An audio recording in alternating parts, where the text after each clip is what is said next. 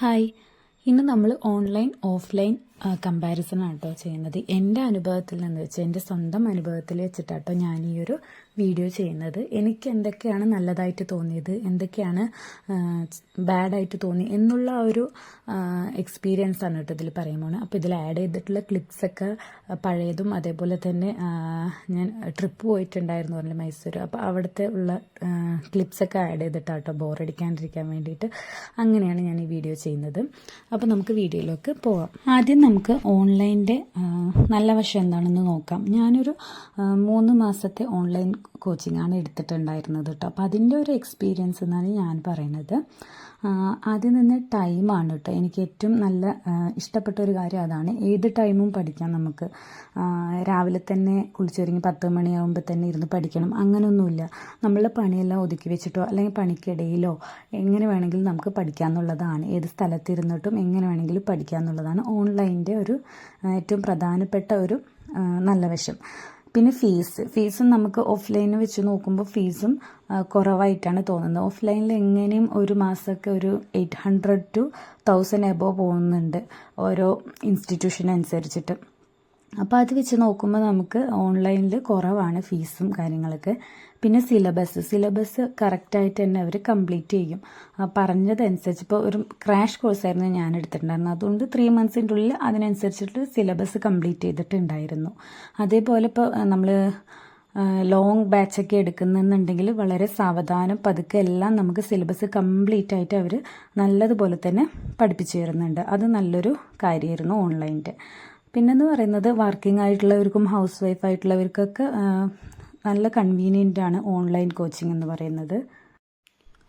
പിന്നെ ഏത് സ്ഥലത്തിരുന്നിട്ടും നമുക്ക് പഠിക്കാം. നമ്മളുടെ വീട്ടു ജോലികൾ സംബന്ധമായിട്ട് നമ്മൾ പല സ്ഥലത്തേക്കും പോകുമല്ലോ. നമ്മൾ കിച്ചണിലുണ്ടാവും അല്ലെങ്കിൽ റൂമിലുണ്ടാവും. അപ്പം നമുക്ക് ഇയർഫോൺ വെച്ചിട്ട് കേട്ട് പഠിക്കാം. അല്ലെങ്കിൽ നമ്മൾ ജോലി സംബന്ധമായിട്ട് ഇതുപോലെ പുറത്തേക്ക് പോകുന്നുണ്ടാവും, അല്ലെങ്കിൽ വേറെ സ്ഥലങ്ങളിലേക്ക് മാറി നിൽക്കേണ്ടി വരും. ആ സമയത്തൊക്കെ നമുക്ക് പഠിക്കാം. നമ്മുടെ കൂടെ തന്നെ ഫോണിൽ ഉണ്ടല്ലോ. അപ്പം നമുക്ക് അങ്ങനെ ഒരു അഡ്വാൻറ്റേജ് ഇതിനുണ്ട്.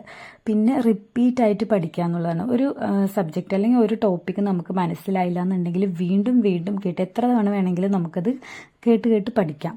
ആ ഒരു ക്ലാസ് അവിടെ തന്നെ ഉണ്ടാവും. അതൊക്കെയാണ് എനിക്ക് ഓൺലൈൻ്റെ പേഴ്സണലായിട്ട് ഇഷ്ടപ്പെട്ടിട്ടുള്ള കാര്യങ്ങൾ കേട്ടോ. ഇനി അതിൻ്റെ ഒരു ഒരുപാട് ബാഡ് എന്ന് പറയുന്നില്ല, എന്നാലും ചെറുതായിട്ട് എനിക്ക് തോന്നിയിട്ടുള്ളത് നമ്മൾ കൺസിസ്റ്റൻ്റ് ആയിട്ട് പഠിക്കില്ല എന്നുള്ളതാണ്.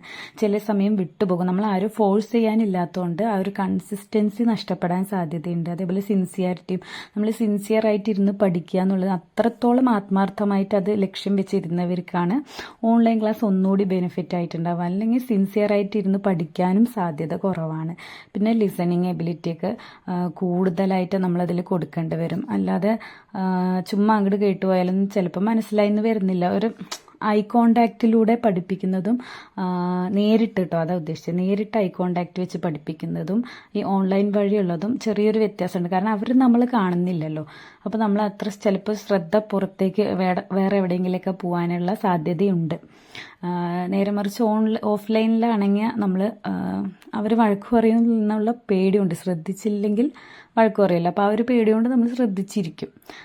അങ്ങനെ ചെറുതായിട്ടുള്ള അങ്ങനത്തെ കാര്യങ്ങളൊക്കെ എനിക്ക് തോന്നി. ഇനിയിപ്പോൾ നമുക്ക് നേരെ ഓഫ്ലൈനിലേക്ക് പോവാം.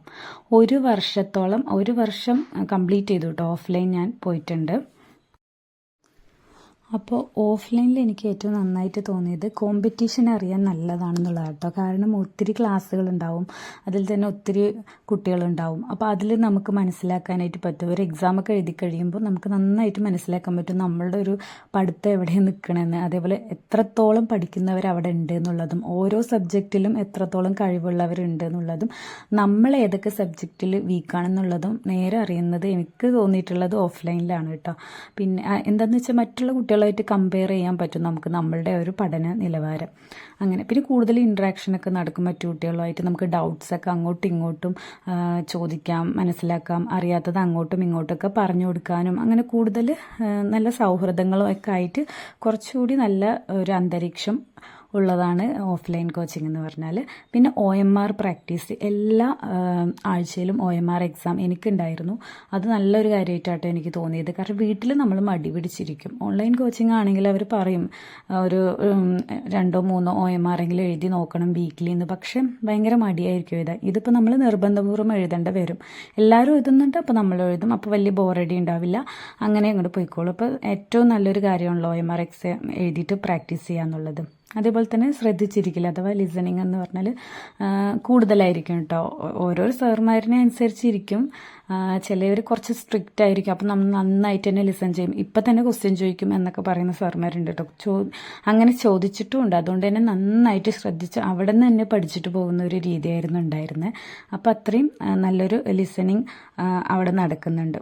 പിന്നെ കുറച്ച് ബാഡായിട്ട് എനിക്ക് തോന്നിയിട്ടുള്ളത് യാത്ര ചെയ്യൽ കേട്ടോ. കുറച്ച് ദൂരം നമ്മൾ ബസ്സിലാണെങ്കിലും ഒക്കെ യാത്ര ചെയ്യണം. പിന്നെ ഫീസിൻ്റെ കാര്യമാണെങ്കിലും കൂടുതലാണ്, യാത്രാ ചിലവുണ്ട്, സമയം നഷ്ടമാവുന്നുണ്ട് അവിടെ യാത്ര ചെയ്യുന്നിടത്ത്. അങ്ങനെ കുറച്ച് കാര്യങ്ങൾ. പിന്നെ നമുക്ക് റിപ്പീറ്റ് ആയിട്ട് കേൾക്കാൻ പറ്റില്ല. നമ്മുടെ വീക്ക് പോയിന്റ്സ് അത് മാത്രം ഇരുന്ന് പഠിക്കാൻ നമുക്ക് പറ്റില്ല. എല്ലാവർക്കും കോമൺ ആയിട്ടാണ് എടുത്തു തരുന്നത്. അപ്പോൾ നമ്മളുടെ വീക്ക് പോയിന്റ് ആയിട്ടുള്ള സബ്ജക്റ്റ് നമുക്ക് പഠിക്കണമെന്നുണ്ട്. വീട്ടിൽ പോയാലും പിള്ളേരൊക്കെ ഉള്ളവർക്കാണെങ്കിൽ ടൈം കുറവായിരിക്കും. അവരെ പഠിപ്പിക്കേണ്ടി വരും, വീട്ടിലത്തെ കാര്യങ്ങൾ നോക്കേണ്ടി വരും. അല്ലാത്ത കുറച്ച് മാരീഡൊന്നും അല്ലാത്തവർക്കാണെങ്കിൽ കുഴപ്പമില്ല കേട്ടോ. വീട്ടിൽ പോയിട്ട് അവരുടെ വീക്ക് പോയിന്റ്സ് കൂടി പഠിച്ചെടുക്കാം. പക്ഷെ എന്നെ സംബന്ധിച്ചിട്ട് അത് പഠിച്ചെടുക്കാൻ പറ്റില്ലായിരുന്നു. ഓഫ്ലൈൻ കോച്ചിങ് നിർത്തിയ ശേഷം കേട്ടോ ഞാൻ അതൊക്കെ പഠിച്ചെടുത്തത്. അങ്ങനെ അപ്പോൾ അതൊക്കെ ഒരു ചെറിയ ഒരു ബാഡായിട്ട് എനിക്ക് തോന്നിയിട്ടുണ്ട്. അപ്പോൾ ഇതൊക്കെയാണ് എനിക്ക് എക്സ്പീരിയൻസ് ചെയ്യാൻ പറ്റിയിട്ടുള്ള നല്ല വശങ്ങളും ചീത്ത വശങ്ങളും. ഇതല്ലാതെ ഉണ്ടാവും കേട്ടോ ഒരുപാട്. ഓരോരുത്തരുടെയും അനുഭവങ്ങൾ വ്യത്യാസമായിരിക്കും. അപ്പോൾ ഇത്രയും എനിക്ക് പറയാനുള്ളൂ. അപ്പോൾ തുടക്കക്കാരെ ഏത് തിരഞ്ഞെടുക്കണം എന്ന് എന്നോട് ചോദിക്കുകയാണെങ്കിൽ ഞാൻ ഓഫ്ലൈൻ എടുക്കാനായിട്ട് പറയുള്ളൂ. ഒരു ബേസ് സെറ്റാവുന്നത് വരെ ഓഫ്ലൈൻ പോകുന്നതായിരിക്കും ഏറ്റവും നല്ലത്. പിന്നെ അത്രത്തോളം നമ്മളെ ആരും ഫോഴ്സ് ചെയ്യാതെ ഇരുന്നാലും നമ്മൾ നന്നായി പഠിക്കുന്നുണ്ടെങ്കിൽ ഓൺലൈൻ എടുക്കാം, കുഴപ്പമൊന്നുമില്ല കേട്ടോ. അപ്പോൾ അത്രയാണ് എനിക്ക് പറയാനുള്ളത്. അപ്പോൾ വീണ്ടും അടുത്ത വീഡിയോയും സ്റ്റഡി വ്ളോഗ്സൊക്കെ ആയിട്ട് വരാം. അതുവരെയ്ക്കും ബായ്. ചാനൽ ഇഷ്ടമായിട്ടുണ്ടെങ്കിൽ സബ്സ്ക്രൈബ് ചെയ്യാൻ മറക്കല്ലേ.